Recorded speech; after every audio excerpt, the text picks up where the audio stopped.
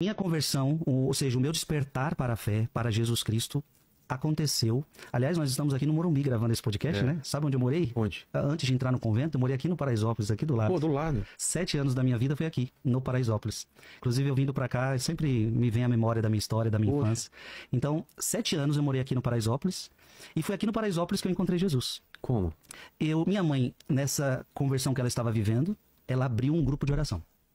Tinha 10 velhinhas lá dentro. E eu comecei com 11 anos, meu padrasto, porque aí minha mãe casou com meu padrasto.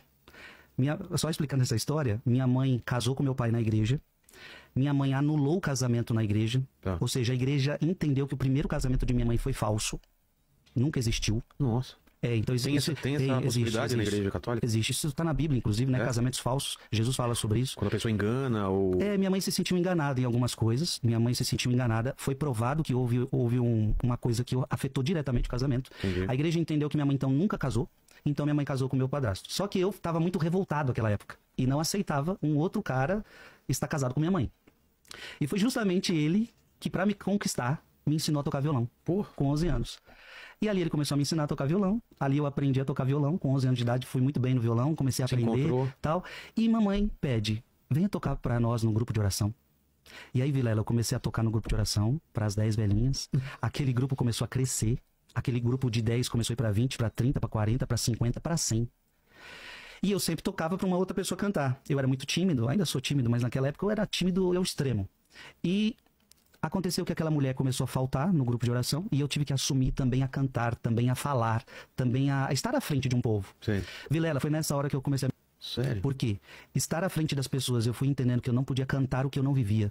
Eu não podia pregar o que eu não vivia. Então uma coisa eu era lá na frente das pessoas, outra coisa era fora. Louvor, né? Não é só uma letra que você decorou e... Você fala de Jesus, que você crê em Jesus, que você quer viver a santidade, você fala um monte de coisa bonita quando você canta, e aí você faz as pessoas rezarem, e eu vivia tudo errado. Aí você se sentia mal por causa disso. E aí eu falava, não é coerente. Poxa. Não é coerente. E nessa idade você já tem essa consciência, cara? Pois é, com 13 anos, 14 anos eu fui tendo consciência de que eu precisava mudar minha vida. Você lembra de alguma música dessa época que você cantava, que você gostava? Nessa época era Padre Marcelo Rossi. Padre Marcelo Rossi era as que a gente mais cantava no grupo de oração. Então tudo que você ouvia Padre Marcelo é o que a gente cantava.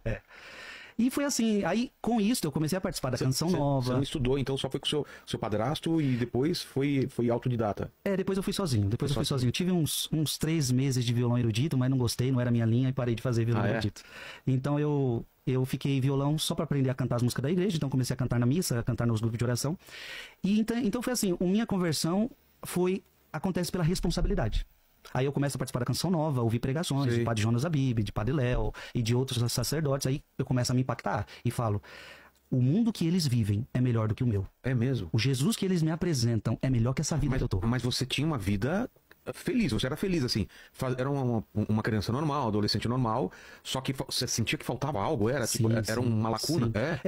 Vilela, porque assim, eu não buscava Deus, eu não rezava. Não rezava? Não rezava. Aliás, no mundo de hoje tem muita gente que não reza também. Porque tem gente que fala, o que você reza? Você reza um Pai Nosso e uma Ave Maria quando acorda, um Pai Nosso e uma Ave Maria quando dorme. Isso é muito pouco oração. Então assim, eu não rezava. Não conversava com Deus? Não conversava com Deus, não tinha intimidade com Deus, não conhecia a palavra, não conhecia os ensinamentos da igreja. Cara, eu era vazio, só vivia bagunçando com os amigos, só vivia fazendo coisa que hoje eu me envergonho até de falar, entendeu? Então assim, não era vida, eu não era feliz, me faltava alguma coisa. Faltava propósito. Me faltava. Mas ainda assim, nesse começo, você ainda não tinha achado o propósito. Era só assim, vou mudar minha vida, e foi aos poucos. 13, 14 anos, eu sempre fui muito decidido também. Quando toma uma decisão. Quando eu encontrei Jesus, quando eu entendi que o Jesus que me apresentavam era melhor que a vida que eu estava levando. Que a vida que eu estava levando era uma vida sem sentido. Então eu ali falei, não, eu quero esse Jesus que estão me apresentando.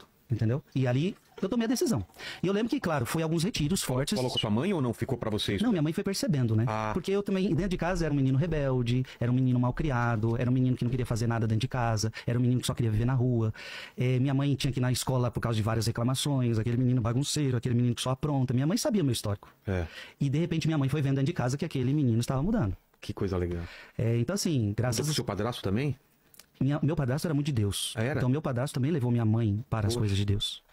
E aí, Vilela, eu também atribuo a minha conversão ao joelho de minha mãe. Eu creio que a oração de uma mãe, ela pode mudar a vida de um filho. Eu vejo pelas